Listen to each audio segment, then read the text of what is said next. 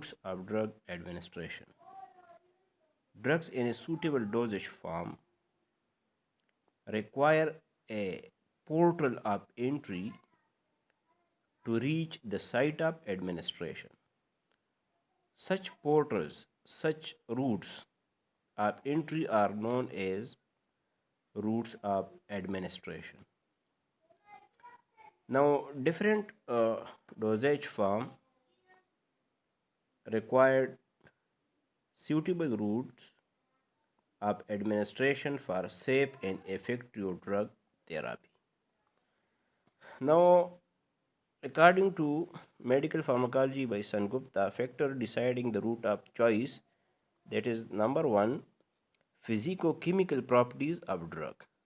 If the drug is solid or liquid or gaseous, soluble, insoluble, this is first factor. Number next factor is type of desired effect. Mean ki the administrator, the pharmacist need local action from the drug, or he or she desire a systemic action. Uh, Rapid action, if the pharmacist or the nurse, the drug administrator, need rapid action, he or she definitely will choose the IV in case of emergency. Similarly, the quality of desired effect, for example, if we administer magnesium sulfate orally, it causes purgation. But if we use magnesium sulfate rectally, it decrease intracranial pressure. And last factor is condition of patient. The condition, if the patient in emergency, definitely we will use the IV line. Or inhalation and so on, we can use various routes.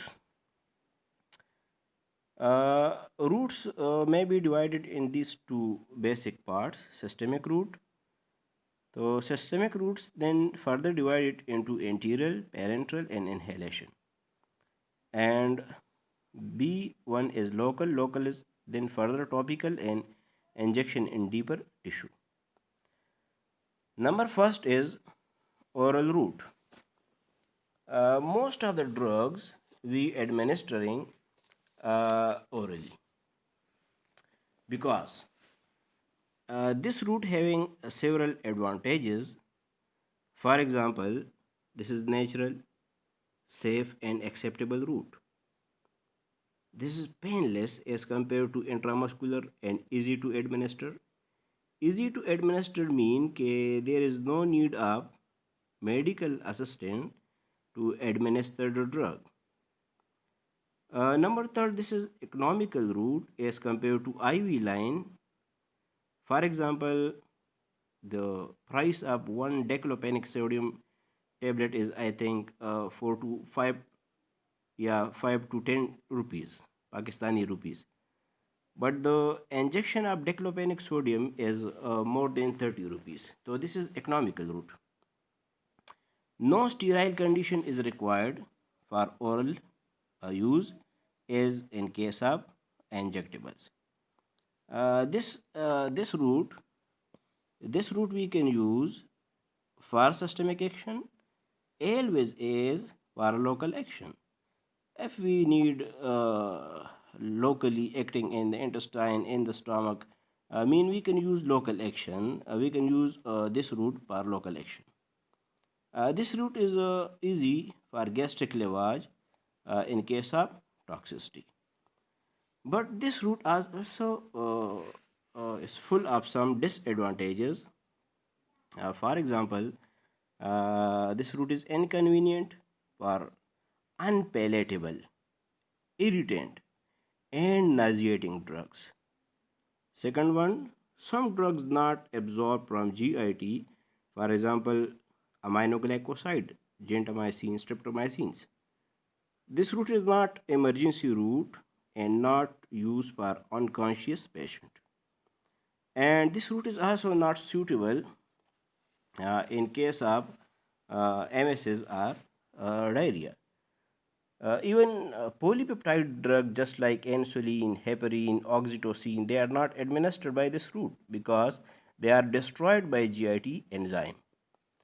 If the drug is prone to extensive hepatic first-pass effect, they are not given by this route because this hepatic first-pass metabolism decreasing the bioavailability of a drug.